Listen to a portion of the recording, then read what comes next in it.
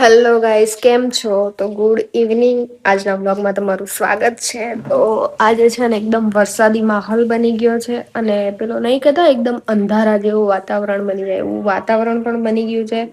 તો અત્યારે છે ને સાંજના 5 વાગે છે ને 5 વાગે હું બ્લોગ ચાલુ કરું છું. તો હવે હું પહેલા બનાવીશ ચા અને પછી અને આજે છે ને આજે શનિવાર પણ છે અને સાથે સાથે આજે 11સ પણ છે.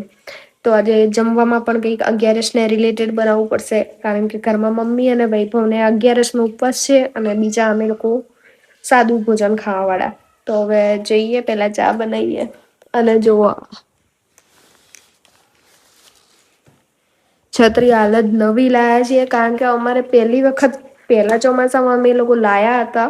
2 કે 3 છત્રીઓ હતી પણ ખબર નહી ક્યાં ગાયબ થઈ ગઈ, મળતી જ નથી. અને હવે કદાચ એવું થશે ને કે જયારે ચોમાસું પૂરું થઈ જશે ને ત્યારે પાછું આપણને આ મળશે છત્રી. અને હું તમને બતાવું કે વરસાદ કેવો છે. સતત અમારે ત્યાં અહીંયા તો ચાલુ જ છે વરસાદ, તમારી ત્યાં પણ ચાલુ જ હશે. ભલે આમ જોરદાર નથી વરસતો પણ થોડું થોડું ધીમો ચાલુ ને ચાલુ જ છે. તમને બતાવું અને છે ને અમારે વરસાદના લીધે કપડાં પણ ઘરમાં જ સુકવવા પડે છે. તો અમે બધા જુગાડ કરીને બધી દોરીઓ બાંધીને કપડાં સુકવીએ છીએ હાલ તો.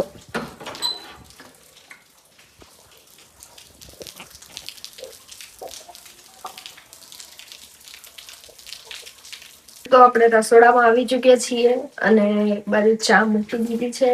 અને અમે છે ને અમારી આ ઇલાયચી વાળી ચા પીવાની ચાલુ કરી. આનો ટેસ્ટ પણ બહુ મસ્ત છે. અને તમે માનશો કે ચોમાસું મતલબ આ 2-3 દિવસથી સતત વરસાદ પડી રહ્યો છે ને ત્યારની હું મતલબ દિવસમાં 3 થી આ ચોથી વખત હું ચા પી રહી છું. પણ જાતે બનાવીને ચોથી વખત ચા પી રહી છું. બાકી આવું થતું નથી મોસ્ટલી કે હું ઘરે હોઉં ને ચા પીવું. પણ હવે ચલો પેલા તો જોઈ લઈએ કે આજે જમવામાં શું બનાવીએ.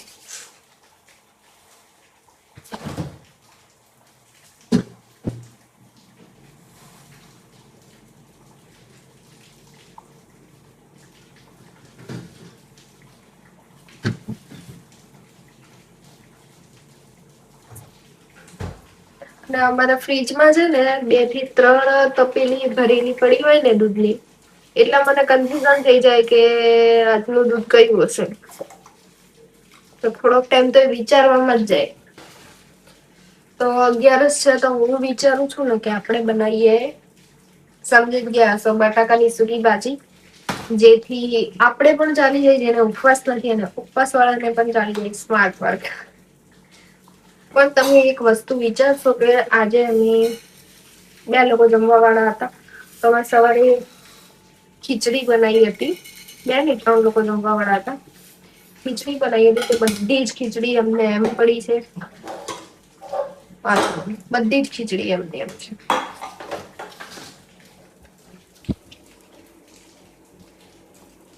કઈ નઈ, પેલા ચા પી લઈએ ને પછી બીજું બધું આગળ. તો આપડી ચા છે ને મસ્ત મજાની ઉકળી ગઈ છે. અને પેલા એક વાર ધીમો કર દઉં, નહીંતર પાછું મારે જ સાફ કરવાનું થશે. અને આ બાજુ આપણે બટાકા પણ પલાળી દીધા છે અને બાફવા માટે મૂકી દઈએ. કારણ કે ક્યારે આ બફાશે ને ક્યારે. અને હાલ ચોમાસાનો તો છે ને ભરોસો નહીં. ગમે ત્યારે લાઈટ જઈ શકે. એક વારના માટે તમે સવારે જમવાનું બનાવવાનું હોય ને તો તમે ગમે ત્યારે ચાલે. પણ જો તમારે સાંજે જમવાનું બનાવવું છે ને તો થોડું વહેલું જ બનાવું. કારણ કે જે દિવસ આપણે વહેલું જમવાનું ના બનાવીએ ને એ જ દિવસે લાઈટ જતી રહે. અને આ ચાનો મસાલો હું નાખું ને ત્યારનો મારી ચા મને મારી ખુદની બનાવેલી ચા મને બહુ ભાવે છે. બાકી મને છે ને મારી ખુદની બનાવેલી ચા ના ભાવે.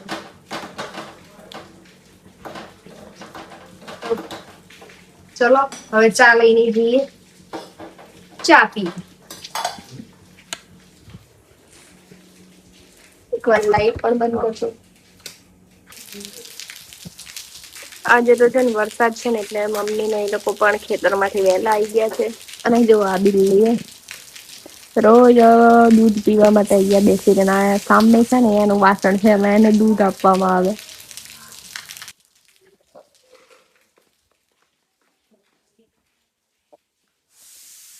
આ છે ને રેકોર્ડ હશે મારો અત્યાર સુધીમાં. કદાચ ક્યારેક જ આવું બન્યું હશે કે આજે મેં હા, બિલ્લી ઊંઘી છે. જે હું ખાવાનું બનાવવા માટે યુઝ કરતી હોઈશ. કારણ કે મોસ્ટ ઓફ હું કોઈ પણ મોસ્ટલી જમવાનું હું ઘીમાં બનાવું છું, પણ હું ઘરના ઘીનો યુઝ કરું છું. આજે પહેલી વાર મેં શિલ્પેક હમણાં ખોલ્યો છે. હમણાં જ ડબો ખોલ્યો છે. હવે જોઈએ કદાચ આનાથી છે ને આજે આપણે શીરો પણ બનાવીશું. હાલો મોરૈયો બનાવવાની તૈયારી. હાલો હવે બટાકાની ભાજી બનાવી દઈએ. જેના માટે મેં બટાકાનો મસાલો કરી જ દીધો છે. મારા હાથ ભીના હતા ને તો સિંગ દાણા પણ ભીના હતા એટલે આના છાંટા ઉડે. પ્રોબ્લેમ હમણાં નહીં નાખું જીરું નહીં તો જીરું બળી જશે અને આ ચડશે જ નહીં.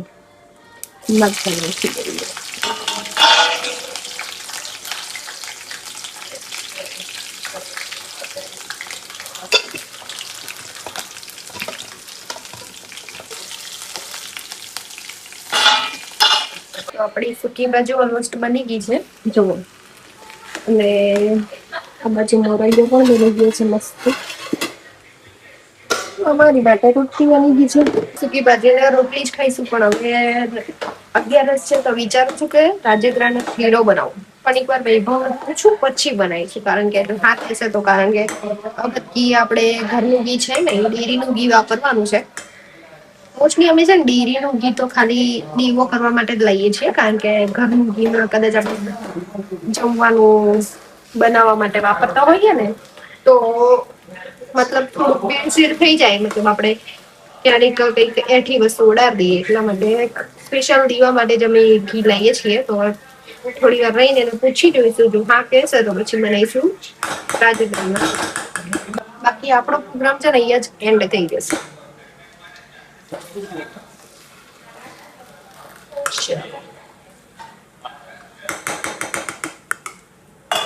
સાત વાગવા આવ્યા છે તો આપણે વૈભવને પૂછીએ.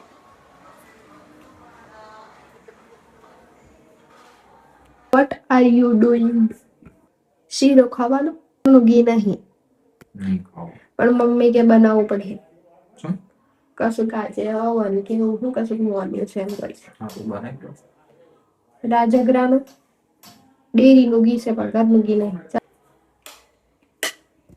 ફટાફટ પ્રિપરેશન કરી દઈએ આપણે રાજગરાનો શીરો બનાવવાની. તો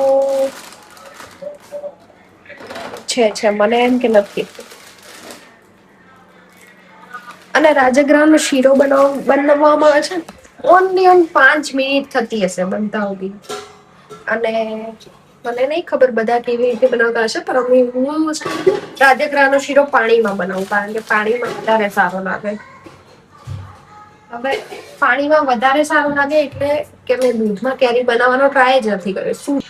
સૂજીનો એવો શીરો બનાવું ને તો દૂધમાં જ બનાવું, પણ રાજગરાનો શીરો પાણીમાં. તો હું આની ક્વિક રેસીપી પણ તમારી જોડે શેર કરીશ, તો બનેલા રહેજો મારી જોડે. તો પહેલા ફટાફટ પાણી ગરમ કરવા મૂકી દીધું છે અને એક બાજુ હવે આ ઘી. એટલે ઘી આજે આપણે ડેરીનું વાપરવાના છીએ. તો જોઈએ કેવો ટર્ન આઉટ થાય છે. પહેલા તો આપણે ઘી કાઢી લઈએ જરૂરત મુજબનું. ગંધાઈ ગયું છે ઘી પણ. પછી કેવું હાલ ઠંડી લાગે છે, ઠંડીનો મોસમ છે, ગરમી નથી લાગતી એટલી. હાલો આપડી ઘી ગરમ થઈ ગયું છે તો નાખી દઈએ લોટ.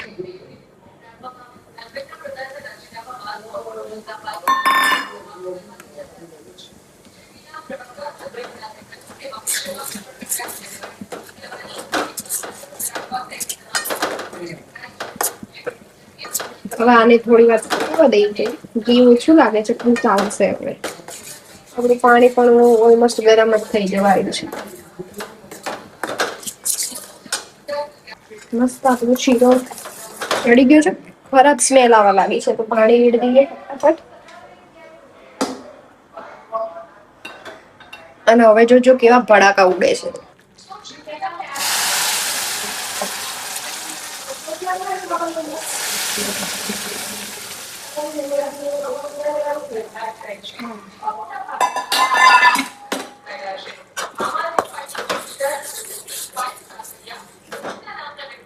ખાંડ પણ જોડી જ એડ કરી દઈએ. આટલી નાખી દઉં છું કારણ કે ડબ્બામાં હતી ને એવો મોટા ડબ્બામાંથી કાઢવી પડશે. જોઈએ જો આટલું થઈ જાય ને તો પછી કાઢવાની જરૂર નહીં. આળસ આળસ.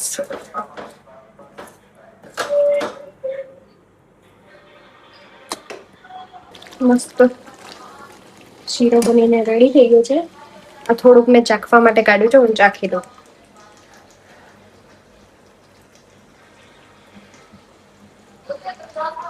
બરાબર છે. બહુ ગળ્યો પણ નથી અને બહુ મોળો પણ નથી.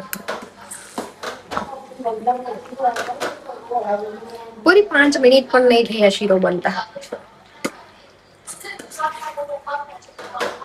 વરસાદ તો હજી ચાલુ જ છે. છત્રી લેવી પડશે. લઈ આવું ઘરમાંથી.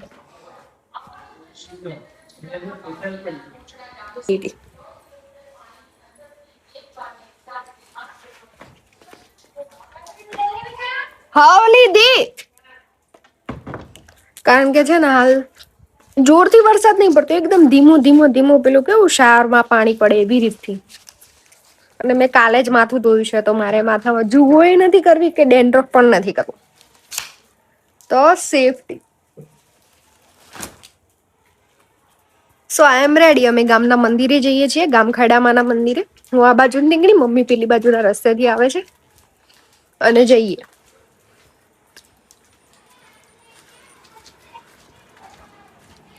આગળ જાય છે ને યહાં પર.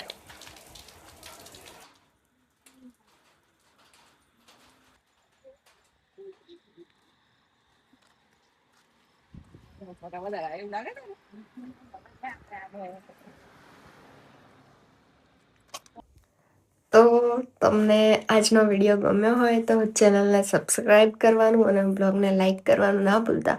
હું ટ્રાય કરીશ કે આવા બ્લોગ હું તમારી જોડે શેર કરતી રહું અને રોજ બ્લોગ બનાવું. તો ચલો, હું તમને મળું પાછા નવા બ્લોગમાં.